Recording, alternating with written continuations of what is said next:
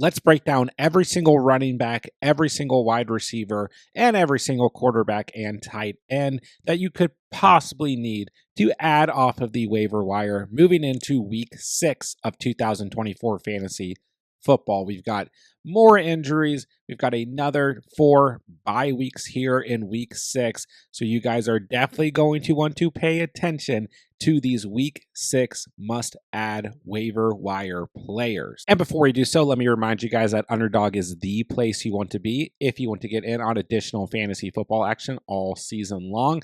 Their week 5 pick'ems for Monday Night Football are live, and their week 6 pick'ems will be going live early this week. Underdog is giving all new users who sign up with promo code DCatch a free Patrick Mahomes over half of a total yard to use towards Monday night's action. If you watch this video later in the week, don't worry, you're still going to receive a Brock Purdy over half of a total yard pick'em to use towards week 6. On top of that, all new users who sign up on Underdog using promo code DCatch are going to receive a 50% deposit match up to $1,000. So that's a free pick'em to use for the week, plus up to $1,000 in bonus cash on Underdog when you sign up with promo code DCatch. Right, before we hop into our waiver wire ads, worth noting that the Kansas City Chiefs will have a bye week this week, as well as the Los Angeles Rams, the Miami Dolphins, and the Minnesota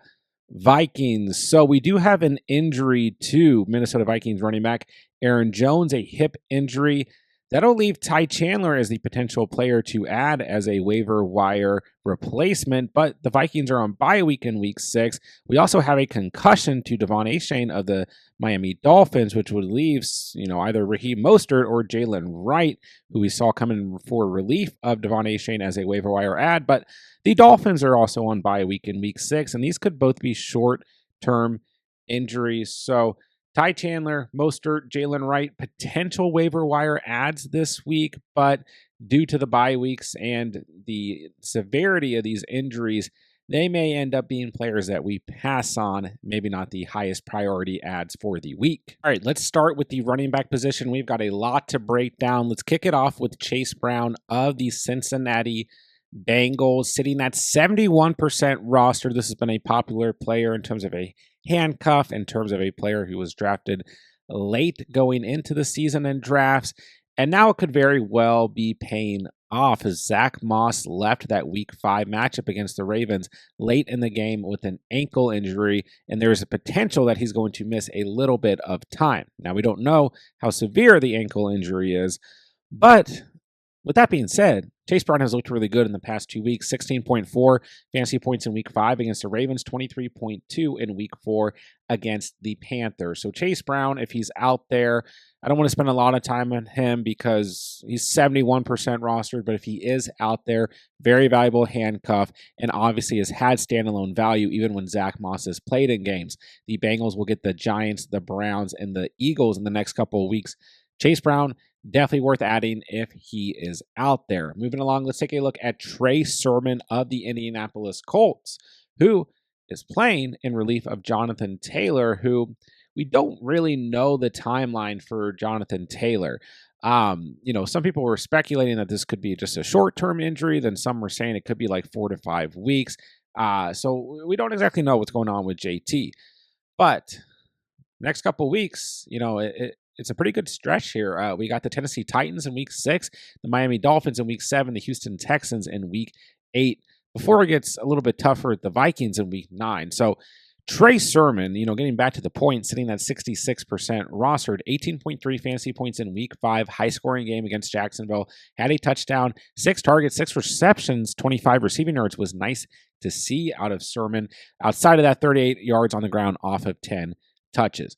We did see Tyler Goodson get 5 rushing attempts, 3 targets, 3 receptions, but Trey Sermon got the majority of the goal line work, and overall, I would say was just more involved and the player more worth adding. We'll see how that shakes out in the next couple of weeks if Jonathan Taylor is going to miss more time. So obviously, Trey Sermon is contingent on the health of Jonathan Taylor, but he looked very good in relief of Jonathan Taylor.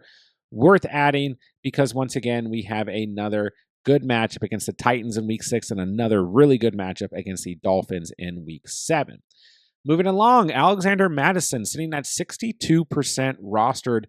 And I talked about this going into week 5, like over and over again. This is the Raiders running back to own right now in fantasy football. And I know Zamir White missed week 5, but there's no reason to want to own Zamir White, who's still sitting, even with missing week 5. He's currently 52% roster. That blows my mind. 15 touches for Madison in week 5. No volume, a lot of leftover volume vacated by Zamir White not playing because he still had 9+ touches in every game he's played in this year. 3 targets, 2 receptions, 23 receiving yards, 38 yards on the ground for Madison. So Madison, good enough. Maybe not a high ceiling, but he should be able to at least give you fantasy points if you're struggling at the position. Do I love Alexander Mattison? No, but once again, he is the Raiders running back to own right now in fantasy football. Moving along, we got a lot of handcuff situations, injury situations. A lot of these situations made me a little bit nervous going into week 5, but Cam Akers, he came through for you. Once again, not a super high ceiling, but 12.7 fantasy points, 42 yards on the ground, a touchdown, 2 receptions for 5 receiving yards. He sits at 49% rostered. He's definitely contingent on the health of Joe Mixon. Joe Mixon's still missing time dealing with that ankle injury that he suffered in week 2 Sunday Night Football against the Bears. The Texans, coming off of a slim victory against the Bills, will face the Patriots on the road in week 6, the Packers on the road in week 7.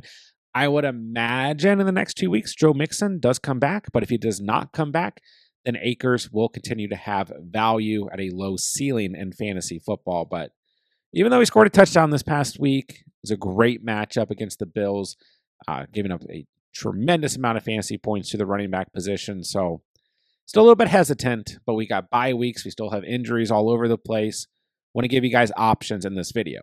Moving along, Tyrone Tracy, once again, contingent on the health of Devin Singletary, who missed week 5 with that groin injury for Devin Singletary in week 5. So this one, I would still consider adding. I mean, Eric Gray, 4 touches, 4 targets in this game, 6.4 fantasy points, but he did have the lost fumble, which really impacted, what we could have potentially seen out of Eric Gray. Tyrone Tracy looked really good with the ball in his hands. 18 touches for 129 rushing yards, 7.17 yards per carry. And he had 1 reception off 2 targets. Nothing crazy. It's really good, like I said, when he had the ball in his hands. And this is a player, Devin Singletary's been fine on the season. He's had 1 or 2 really good games against Washington, against Cleveland. He's also had some mediocre games against Minnesota and Dallas. So, this offense is really looking for any type of life, especially getting a victory here in week 5. So I won't be surprised if Tyrone Tracy in his rookie season continues to get more touches. Good handcuff to Devin Singletary, but also a player kind of starting to hum a bit who could continue to have value on the season. Speaking of another humming player, we got Tank Bigsby of the Jacksonville Jaguars sitting at just 31% rostered as he missed week 2, had a stinker in week 3, and kind of came back to life, came to the scene in terms of waivers in week 4 with 9 fantasy points, 7 touches, 90 yards on the ground in week 4, 12.86 yards per carry. But we have a fully healthy Travis Etienne. He was coming off of a slight shoulder injury, but, the problem with Etienne is Etienne's still fine. He had 12 fantasy points, 6 grabs off of 7 targets for 43 receiving yards, kept him alive in terms of a fantasy start, but just 2.83 yards per carry, 6 touches for just 17 total rushing yards, where Bigsby had 13 touches for 101 rushing yards and 2 rushing touchdowns. And if you watch this game, you saw the highlights, whatever, you just saw when Bigsby was touching the ball, he looked so much better. Just day and night better. We'll see what happens here. I still think it's going to be a committee running back here situation. But Bigsby just has to be rostered at this point. A very, very good handcuff, but also has tremendous standalone value. Now, the Colts have been very, very bad defensively on the season so far. And same thing with Trey Sermon. The Jaguars have been very, very bad defensively so far on the season. And that showed in this matchup between both teams. So, next week, the Jaguars will face the Bears and then get the Patriots. We'll see what happens here, but Bigsby, I still think 100% deserves to be rostered. Except we have Dare Ogunbowale of the Texans as well, behind Cam Akers. But the main thing with Dare that's interesting is I don't know if he's 100% contingent on the health of Joe Mixon. I mean, he's had double-digit fantasy points 2 weeks in a row, 15.4 in week 4 against Jacksonville, 14.7 in week 5 against the Bills. Now, the Jags and the Bills have both been bottom 5 against the running back position, but Dare is getting a lot of targets overall. 4 targets for receptions in week 4, the game-winning receiving touchdown. Then last week against Buffalo, 7 targets, 6 receptions, 57 receiving yards. I mean, he had 2 yards per carry in week 5, 3.5 in week 4. So if he continues to get involved in the passing game, he could certainly still be a player that the Texans use even when Mixon is back.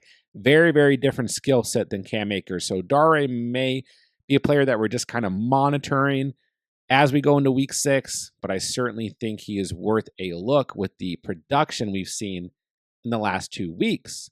And speaking of production that we've gotten in the last 2 weeks, we've also got Jeremy McNichols, who's the RB3 on his respective team, the Washington Commanders.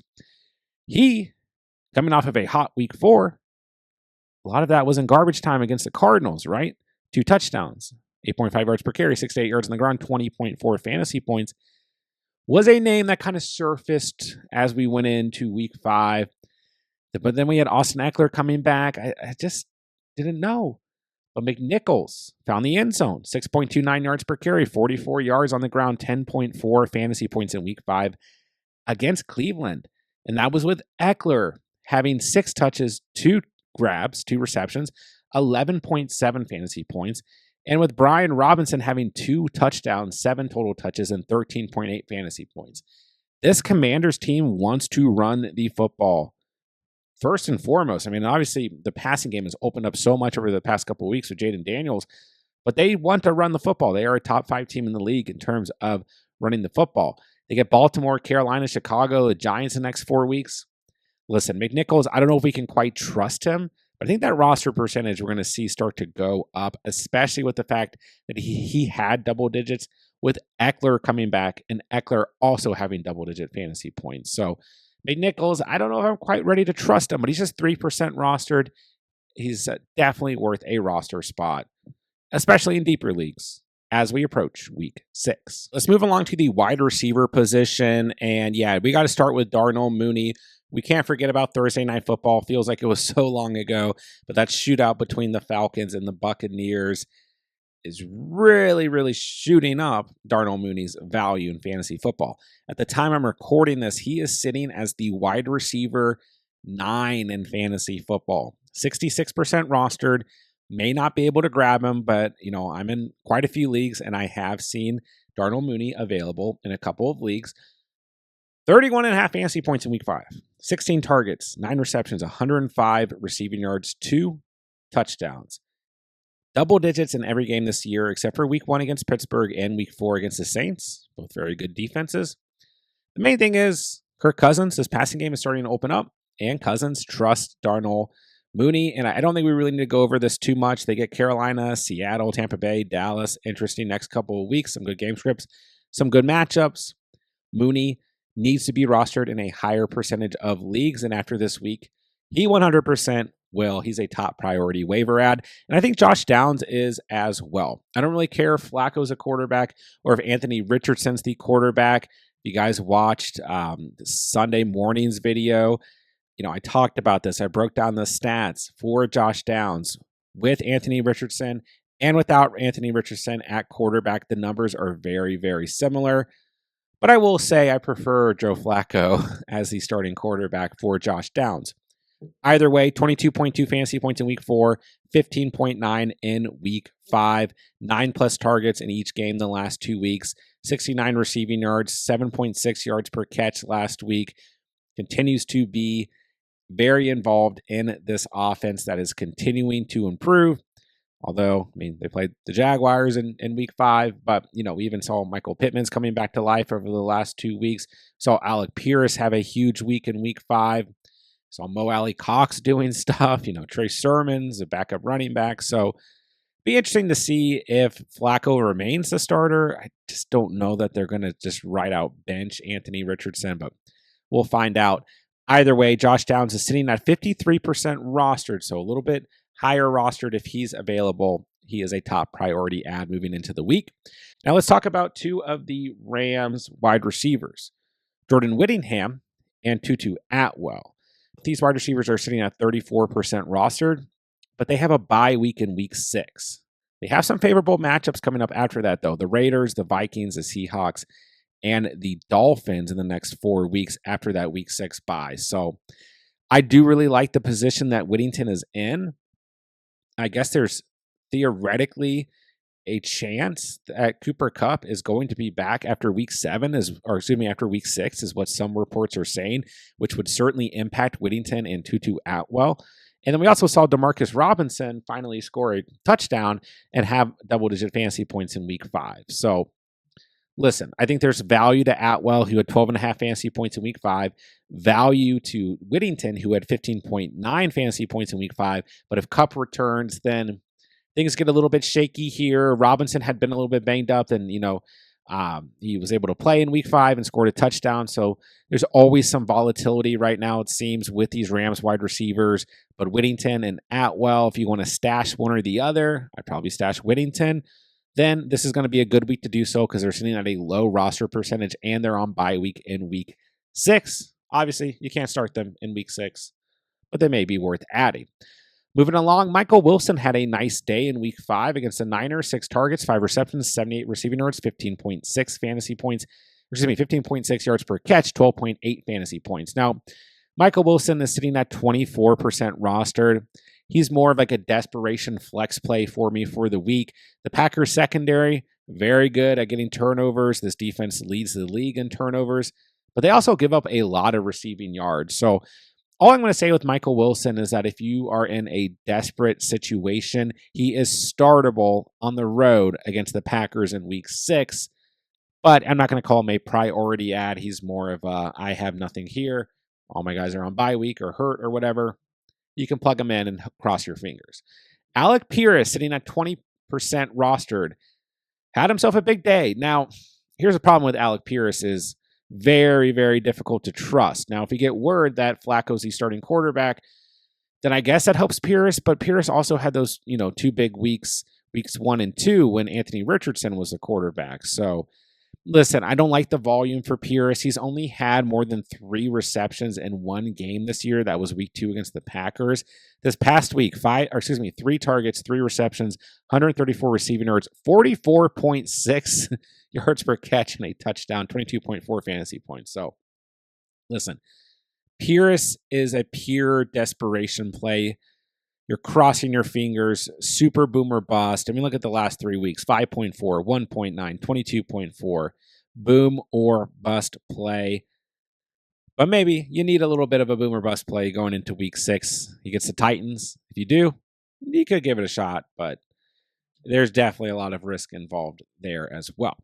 Moving along, let's talk about another Falcons wide receiver that is not named Darnell Mooney. That's going to be Ray McLeod. I was in a situation in week 5. Injuries, bye weeks. I had to pick up somebody in play in a dynasty league. I picked up Ray McLeod and plugged him in. He got me 12.6 fantasy points. I think he could do something similar for you guys in week 6 against the Panthers. He has double-digit fantasy points, 11.2 in week 4, 12.6 in week 5, like I said, in the past 2 weeks. And this Falcons offense just continues to look better and better each week. He's sitting at just 10% rostered, 9 targets, 6 receptions, 66 receiving yards in week 5. I'm okay with picking up Ray McLeod. Doesn't have as high of a ceiling as the other wide receivers here, Drake London or Darnell Mooney. Don't forget, Drake London got a little dinged up in that week 5 matchup. I think he's going to be good to go in week 6, but we'll find out. That would obviously help Ray McLeod. He's worth playing at this point in the season. He sits at just 10% rostered. I think he's a solid addition going into week 6. Now, Darius Slayton is interesting. 26.2 fantasy points. In week 5, the Giants looked like a real football team. There's still plenty of sprinkles of them being the Giants, but hey, Got a victory against Seattle. That's all that matters on the road. They have a nice stretch here. Cincinnati, Philly, a little shaky against Pittsburgh, and I guess Washington is actually pretty good, but they have still struggled for majority of the season defensively against the pass. And then they get Carolina. So here's the big thing with Darius Slayton, though. Obviously Malik Neighbors missed this past week, and I believe he's expected to return in week 6. And, Randall Robinson played very well in week 5 as well. So Slayton's either going to play as the wide receiver 2 or the wide receiver 3, but I'm going to go ahead and guess he's going to be the wide receiver 3 in week 6. So he's just 8% rostered. Unfortunately, I just don't think he's going to see 11 targets again in week 6. When Neighbors is back, I mean, the amount of targets, Neighbors 15, 12, 18. Those are his last 3 starts. There was plenty of vacated targets, even with Robinson playing in this game. So Darius Slayton is a true desperation start. The Bengals and the Eagles, both of those secondaries that they get in the next 2 weeks have obviously struggled quite a bit. So if you're in a very desperate situation, you could take a shot here, but we're taking a true shot in the dark. Neighbors plays with Darius Slayton. Another shot in the dark would be Sterling Shepard, sitting at 0% roster. Jalen McMillan, the rookie wide receiver, has missed some time over the last 2 weeks, and that has opened up some targets and some volume for Sterling Shepard. He got brought up off of the practice squad. 5 targets in week 4, 8.1 fantasy points. 2 targets last week, 1 grab, but it went for a touchdown. 7.4 fantasy points, so very, very low volume. Kind of weird matchups here at the Saints in week 6, Ravens in week 7, get the Falcons again in week 8, then at Kansas City, then the Niners at home. So I don't want to say this is for sure contingent on Jalen McMillan's health because he hasn't been overly, productive in his rookie season. Had a good week 1. Outside of that, has done pretty much next to nothing. So I do think that Shepard could carve out a role in this offense, as this offense has looked pretty good throughout the whole season.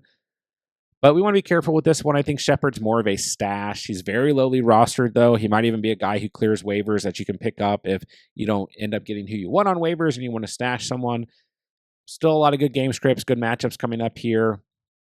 Still part of a very good offense. So Shepard, definitely not a priority ad, but definitely somebody worth mentioning as we move in to week 6. Move along to the quarterback and tight end position. And before we do so, I'm going to very quickly say, check to see if Kyle Pitts was dropped in your league, or if Mark Andrews was dropped in your league, or if Isaiah Likely was dropped in your league, as they all put up decent, if not good, fantasy stat lines in week 5. And I guess they deserve to continue to be rostered, but just know, if you do start them in week 6, they may go back to what they did the first 4 weeks of the season. Who knows? Tight ends are so frustrating this season. Okay, let's talk about some quarterbacks. Geno Smith was a quarterback I talked about a lot going into this past week. Talked about him in the last-minute waiver wire video on Saturday, and just flat out said he's going to have 18-plus fantasy points in week 5. Had 22.5 fantasy points against the Giants, 284 passing yards, a touchdown, 72 yards on the ground. Listen, he sits at the quarterback 9 right now at the time I'm recording this, and he is pretty highly rostered. He might not be available in your league, but Geno Smith has been playing really good football to start the season. Maybe the ceiling's not always crazy high with Geno Smith, but if he's out there, even in single quarterback formats, especially with the bye weeks this week, maybe you have Mahomes on bye week. Maybe you have Sam Darnold coming off of a bad performance on bye week. Maybe you have Tyler Huntley. I'm kidding. Maybe you have Matthew Stafford. I don't know if you can even start Stafford anymore in fantasy. But point being, Geno should be rostered in more leagues and considered a weekly start at this point. Now, Caleb Williams, a little hard to trust the past 3 weeks, 19.3, 11.4 against a bad Rams defense, 23.5 against Carolina, but he gets the Jaguars this week. I know he had a bad performance against the Rams defense, but he gets the Jaguars. This team is so bad, not just against quarterbacks, but against the tight end position, against the running back position, against the wide receiver position. Great day for him in week 5. This was easily his best game of the season. No turnovers, 304 passing yards, 2 passing touchdowns, 34 rushing yards, 23.5 fantasy points. looked night and day different from the first 4 weeks of the season. So Caleb sits at 59% rostered. If he's out there, very strong start or stream, I guess you could say, going up against the Jaguars in week 6. Captain, you like that. Kirk Cousins. We gave up on him too early, or at least I did. I mean, some of these fantasy stat lines were just awful. 8.2. Good against the Eagles in week 2, 17.5. 12.1, 8.5.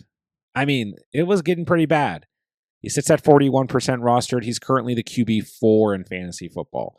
35.3 fantasy points in week 5. 509 passing yards, 4 touchdowns. Now, it took a game where he had to throw the football 58 times to get all of that, but he gets the Panthers in week 6, and this defense looks very bad. So Cousins is going to shoot up in roster percentage. Is he going to have 35 fantasy points again? Probably not on the entire season, but can we expect a safer floor as this offense continues to gel more and come together? Yes, Kirk Cousins should be rostered in single quarterback leagues. Now, here's a streaming option that might surprise you guys, Danny Dimes. And I've kind of talked about Daniel Jones once or twice over the past couple of weeks, and sure, he was bad against Dallas in week 4, very bad against the Vikings in week 1. But outside of that, he has 18 or more fantasy points every game on the season. So if you're in a bad enough position, all I'm going to say is that Jones at 16% rostered can be picked up and can be streamed. The Bengals have been very bad defensively. You get the Eagles in week 7. That secondary has been really bad. I mean, Pittsburgh in week 8, I don't feel good about. But then they get Washington, who I'm not going to consider Washington one of these teams that we can just start quarterbacks and wide receivers against anymore after how they handled the Browns in week 5, but it's at least an opportunity. And then they get the Panthers in week 10 before a bye week in week 11. So Daniel Jones, sure, I get it, guys. I get it. Okay. But I do think that there is some value if you're in a bad enough spot. Moving along, let's talk about Joe Flacco, the man who never ages. Now, I know the Colts lost this game, but it felt like, in a way, they won this game. I mean, 26.5 fantasy points for Flacco, 33 of 44, 359 passing yards, 3 touchdowns, and he ran for 22 yards. Had a fumble, but who cares? I mean, right?